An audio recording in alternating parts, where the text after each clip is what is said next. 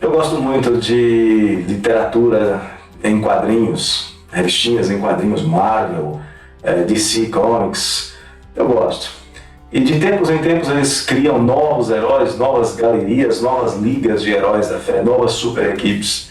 É interessante ver até onde vai a imaginação das pessoas. Mas há uma lista, uma galeria de heróis da fé que não é fruto de imaginação. Está na carta aos Hebreus, capítulo 11. É uma impressionante lista de homens e mulheres que são chamados de galeria dos heróis da fé. Não foi o Senhor quem os chamou desse jeito. O texto bíblico apenas relata a história de homens e mulheres semelhantes a cada um de nós, de acordo com Tiago, no capítulo 5, verso 17. Eles nasceram em países diferentes, muitos deles jamais se conheceram, mas tinham uma característica em comum: andavam pela fé. Ousaram viver por fé em ambiente hostil, obedeceram a Deus mesmo contra ordens de poderosos e por isso experimentaram coisas extraordinárias em seu relacionamento com Deus. Olhando com cuidado, nem todos foram chamados pelo próprio nome. Alguns tiveram apenas uma menção direta, como é o caso dos pais de Moisés, Arão e Joquebede, ou indireta, citando a tradição, caso talvez de Isaías, que segundo um relato fantasioso do Talmud Yevamot 49b, diz que ele teria sido cerrado ao meio no reinado de Manassés antes da conversão deste rei. Olhando com mais cuidado, você ainda perceberá que os heróis da fé são homens e mulheres como nós, que falharam em algum momento de suas vidas. Alguns cometeram pecados graves, como é o caso de Moisés, que matou um servo egípcio, sim, um crime doloso, planejado, com agravante de ocultação de cadáver. E depois ele fugiu para não ser alcançado pela ira de Faraó. Êxodo, capítulo 2, verso 12. Olhou de um lado e de outro, e vendo que não havia ali ninguém, matou o egípcio e o escondeu na areia. Ali também está Sansão, o imprudente, insensato, o passional Sansão, que certamente não serviria de modelo para nenhum de nós. Talvez desejássemos a sua grande força, mas não a sua pouca sensatez. Olhe mais um pouco. Você não encontrará algo que deveria chamar a nossa atenção. Mas é claro, há uma razão para isso. Ali não há citação de nenhuma pessoa do Novo Testamento, mas poderia. Ou talvez até tenha, mas sem mencionar o nome ou o episódio.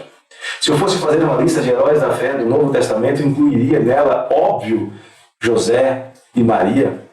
Incluiria a mulher hemorrágica, aquela mulher com fluxo de sangue há vários anos.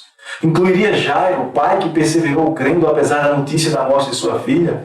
E sem dúvida eu não esqueceria aquele menino que doou pães e peixinhos para serem multiplicados pelo Senhor e alimentarem uma multidão. Incluiria sem dúvida os apóstolos, todos eles, exceto Judas, é claro. Mas com certeza eu incluiria Tomé, por muitos chamados de o apóstolo incrédulo. Mas se tivesse que escolher somente um dos apóstolos, inicialmente eu teria alguma dificuldade entre Pedro, o impulsivo, e Paulo, o apóstolo aos gentios. Acredito que a maioria concordaria comigo, sem pestanejar, se eu escolhesse Paulo. Afinal, em Paulo nós vemos a jornada do herói clássico. O fraco que foi feito forte e venceu os poderosos, irrompendo pelos campos do paganismo com a Bíblia nas mãos, fundando igrejas, cidade após cidade. Já Pedro não é bem assim. Ele não tem esta aura romântica de desbravador.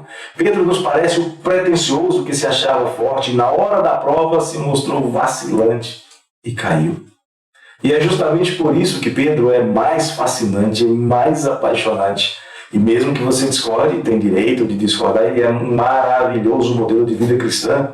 Sim, um modelo de vida cristã com seus altos e baixos, com seus gozos arrebatadores, como ele experimentou, por exemplo, no dia da multiplicação dos pães e peixes, ou na ressurreição de Lázaro, ou quando a tempestade foi acalmada, ou ainda no Monte da Transfiguração. Sim, ele nos representa em momentos de grande êxtase, mas Pedro também revela um aspecto da vida cristã que a maioria, em todos os tempos, sempre tentou esconder: as nossas profundas mazelas da alma, as nossas falhas de comportamento e caráter, a nossa inclinação e vulnerabilidade ao pecado.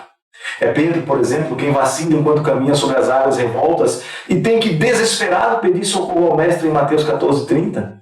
É ele quem, na casa do sumo sacerdote, nega ao Senhor 3 vezes, naquela fatídica noite de prisão e julgamento ilegítimo do seu Mestre, do Senhor Jesus. Pedro é semelhante a nós. Por ser semelhante a nós, Pedro é modelo para nós de vida e fé cristã, de gozo, queda e arrependimento. E é sobre isso que nós vamos falar nos nossos próximos vídeos. O próximo vídeo vai falar sobre Pedro, um homem como nós, capaz de uma ousada confissão de fé. Até lá, um abraço do coração do pastor. Se você não fez a sua inscrição, aproveite e faça agora mesmo, clique aqui embaixo, ative o sininho para ser notificado de todos os nossos vídeos e seja o nosso parceiro, sem precisar fazer Pix, apenas divulgue o nosso canal entre seus conhecidos.